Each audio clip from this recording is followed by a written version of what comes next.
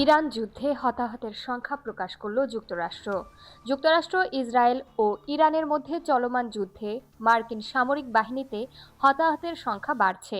সর্বশেষ তথ্য অনুযায়ী এখন পর্যন্ত ৩৬৫ জন মার্কিন সেনা সদস্য আহত হয়েছেন। একই সময়ে প্রাণ হারিয়েছেন ১৯ জন। যুক্তরাষ্ট্রের প্রতিরক্ষা দপ্তরের বরাতে এই তথ্য জানিয়েছে বিবিসি।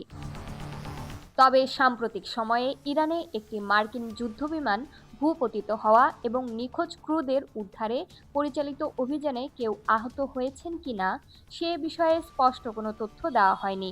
আহতদের মধ্যে বাহিনী ভিত্তিক হিসেব অনুযায়ী সবচেয়ে বেশি ক্ষয়ক্ষতি হয়েছে সেনাবাহিনীতে। প্রতিবেদন অনুযায়ী সেনাবাহিনীর ২৪৭ জন, নৌবাহিনীর ৬৩ জন, মেরিন কোরের ১৯ জন এবং বিমান বাহিনীর ৩৬ জন আহত হয়েছেন।